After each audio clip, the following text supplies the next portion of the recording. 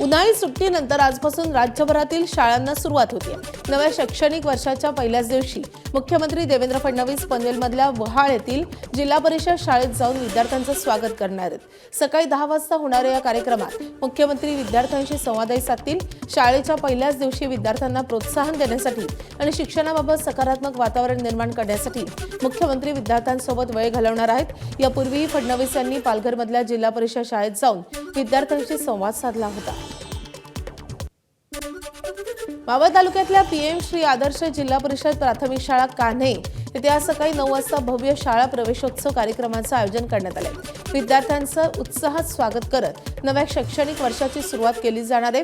या कार्यक्रमाला उपमुख्यमंत्री सुनेत्रा पवार प्रमुख उपस्थिती लावणार असून विद्यार्थी, पालक आणि शिक्षकांशी संवादही साधण्याची शक्यता आहे। या प्रवेशोत्सवामुळे शाळा परिसरात उत्साहाचं वातावरण पाहायला मिळत आहे। आज मुंबई महानगरपालिकेच्या सर्व शाळांना सुरुवात होत असून विद्यार्थ्यांच्या स्वागतासाठी प्रवेशोत्सव कार्यक्रमाचं आयोजन करण्यात आलंय।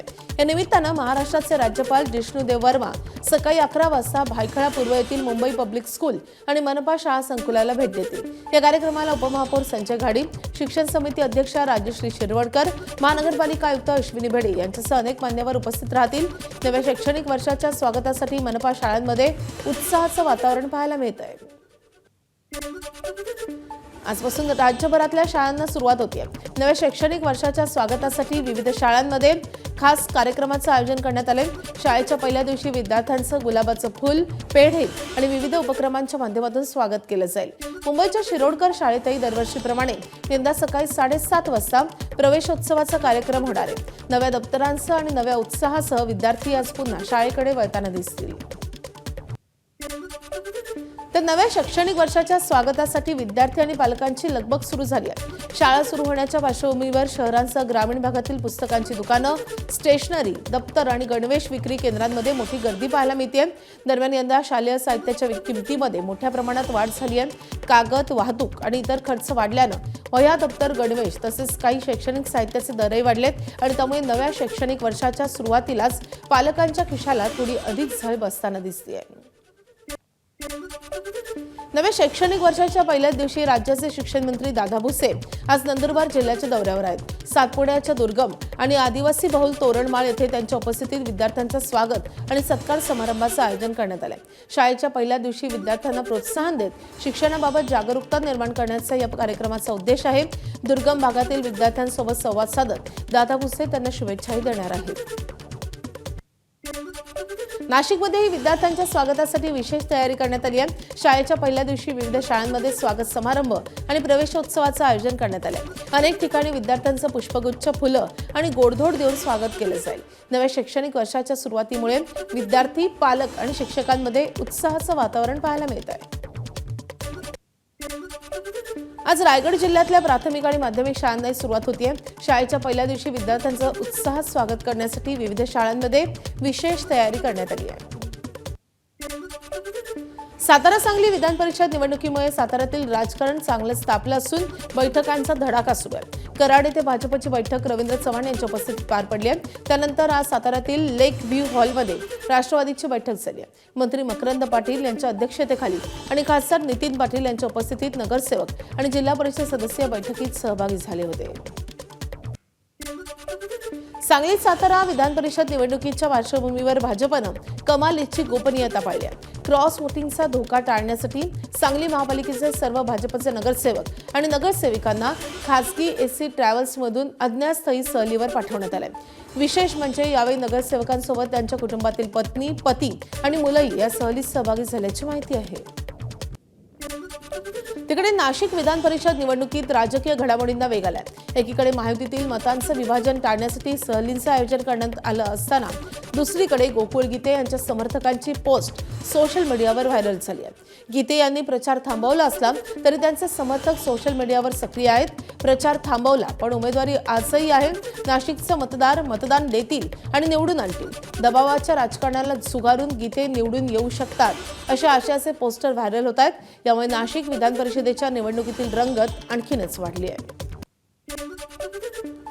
काँग्रेसचे माजी प्रदेशाध्यक्ष नाना पटोले यांनी भाजपवर घणाघाती आरोप केले। 2014 ते 2019 या फडणवीस सरकारची कर्जमाफी निव्वळ फसवणूक होती असा दावा त्यांनी केलाय।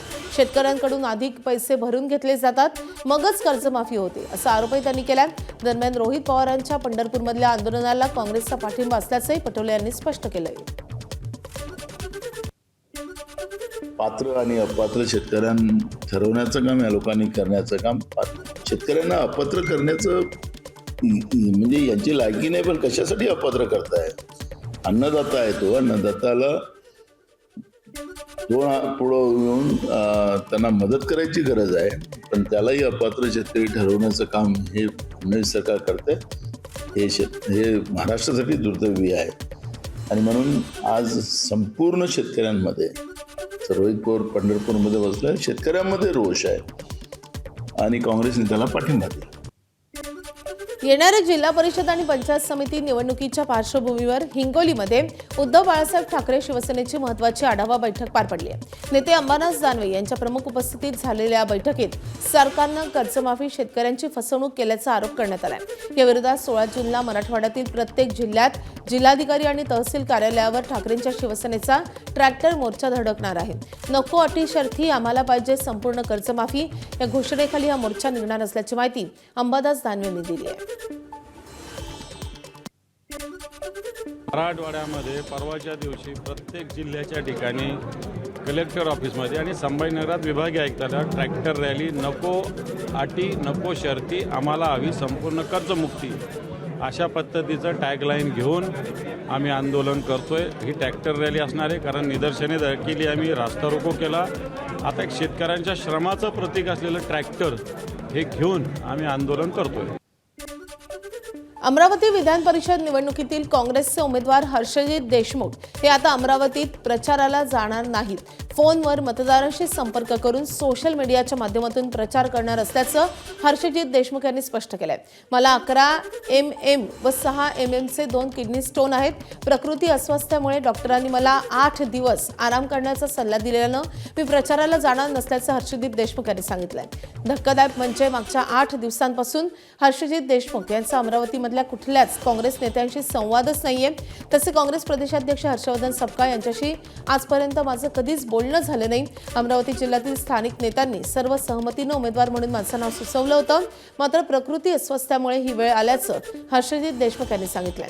यशोमती ठाकूर यांनी माझ्यावर 15 कोटीचे जे आरोप केले ते रागाच्या भरात बोलून गेल्या आणि त्यानंतर यशोमती ठाकूर व इतरांनी माझ्यावर आरोप केले नाहीत. मात्र मला पूर्ण विश्वास आहे, मला अपेक्षित सर्व मतं मिळतील. काँग्रेस मला सोडून वंचितच्या उमेदवाराला पाठिंबा देणार नसल्याचंही हर्षजित देशमुख यांनी दावा केलाय. या विषयावर त्यांच्याशी संवाद साधला आमचे प्रतिनिधी तुषार कोहळे यांनी.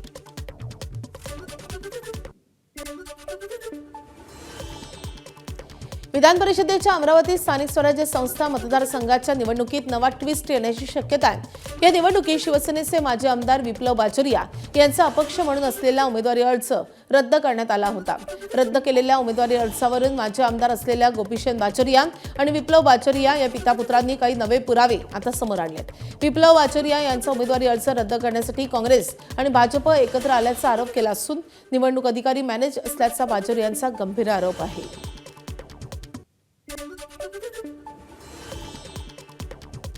तर अमरावतीची संपूर्ण निवडणूकच मॅनेज असल्याचा बाजोरिया पितापुत्रांनी गंभीर आरोप केलेला आहे आणि त्यांनी काही नवे पुरावे देखील सादर केलेले आहेत.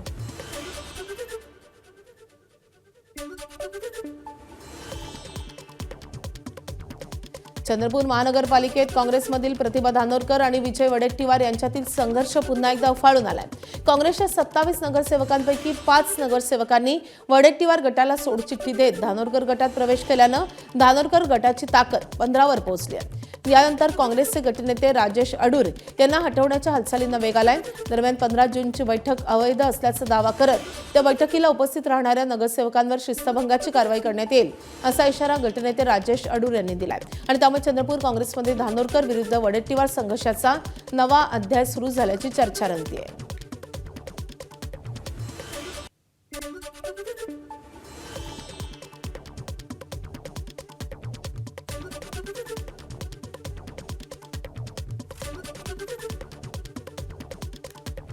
मराठा आरक्षण आंदोलनाचे नेते मनोज जरांगे पाटील आज कोल्हापूर दौऱ्यावर आहेत. काल रात्री उशिरा कोल्हापुरात दाखल झाल्यानंतर आज सकाळी ते करवीर निवासिनी अंबाबाईचं दर्शन घेतील आणि त्यानंतर शाहू महाराजांच्या समाधीस्थळी अभिवादन करून नवीन राजवाड्यावर शाहू महाराज आणि सकल मराठा समाजासोबत त्यांची बैठक होणार आहे.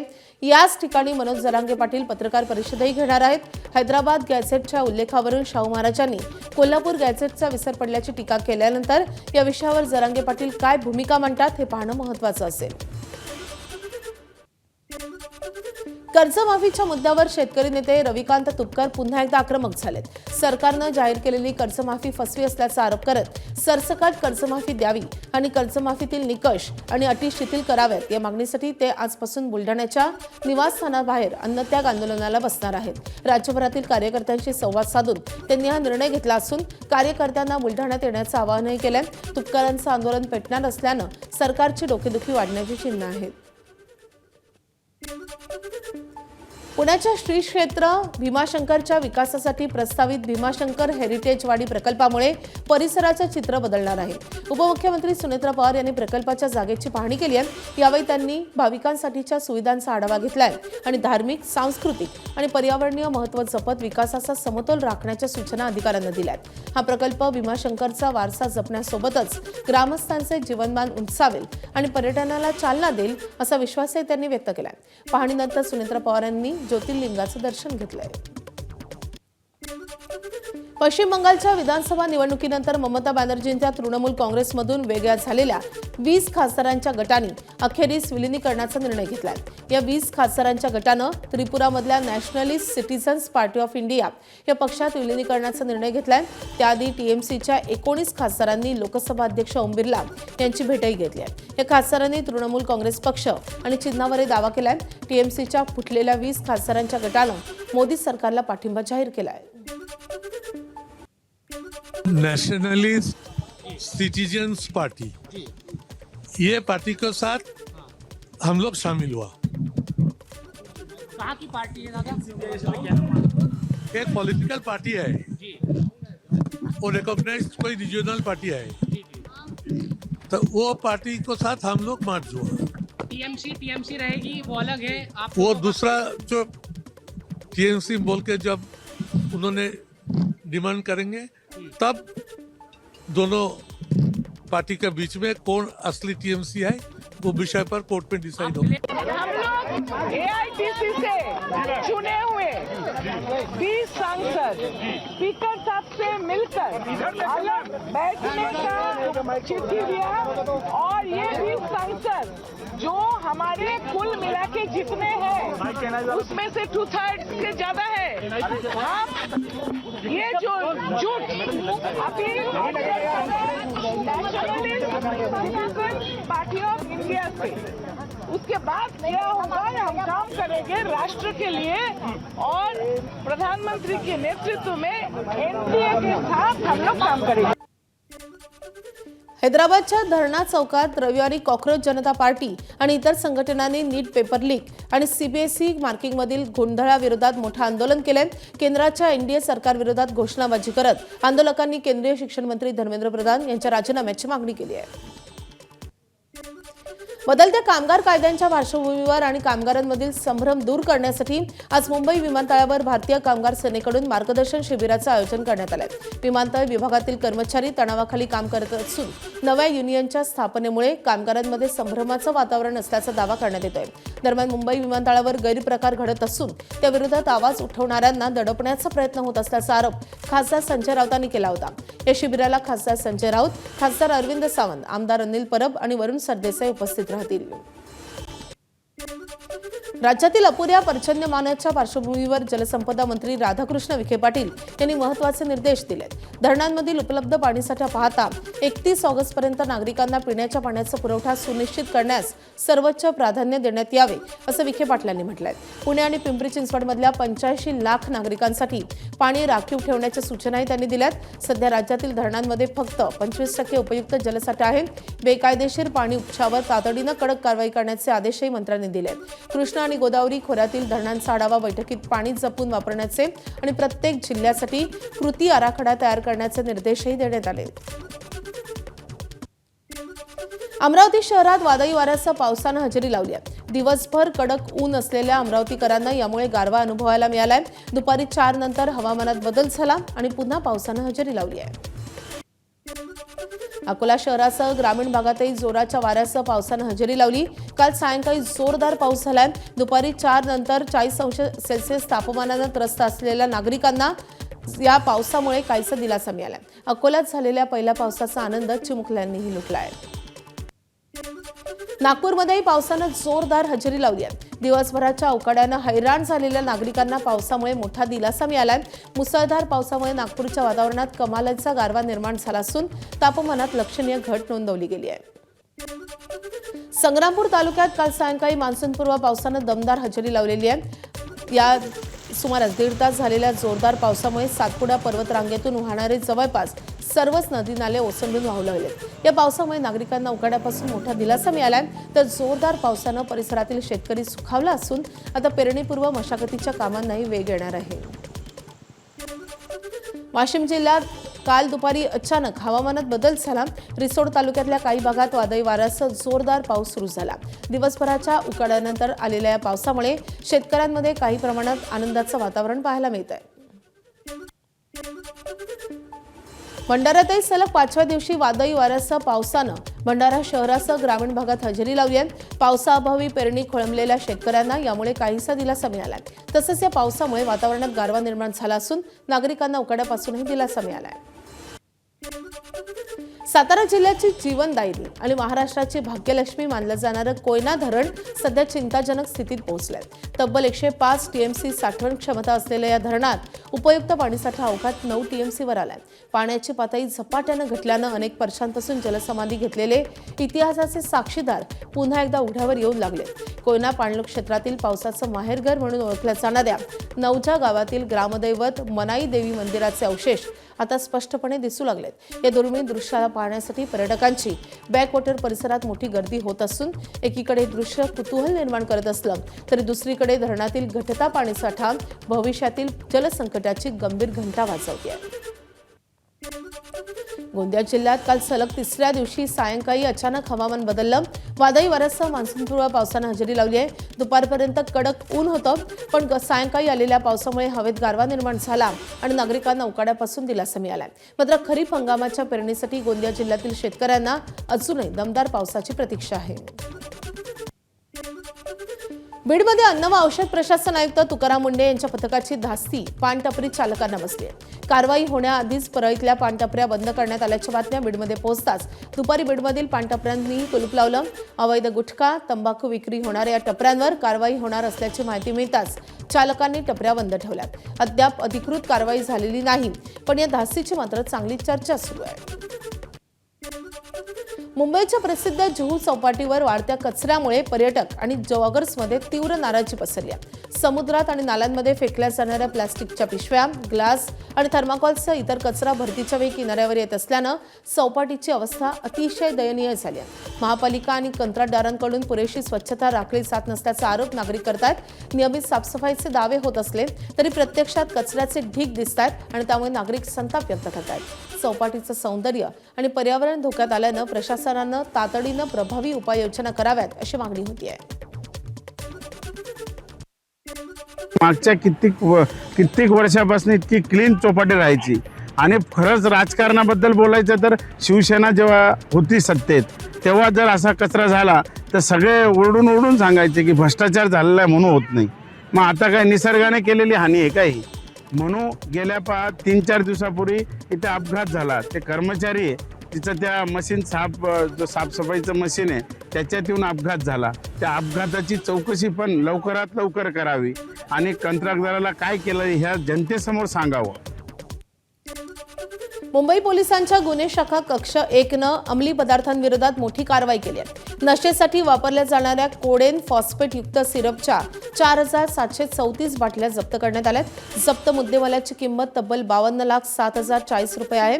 मालाड येथून एकाला अटक केल्यानंतर खारघरमधल्या गोदामावर छापा टाकून एकूण 53,07,040 रुपयांचा मुद्देमाल जप्त करण्यात आलाय.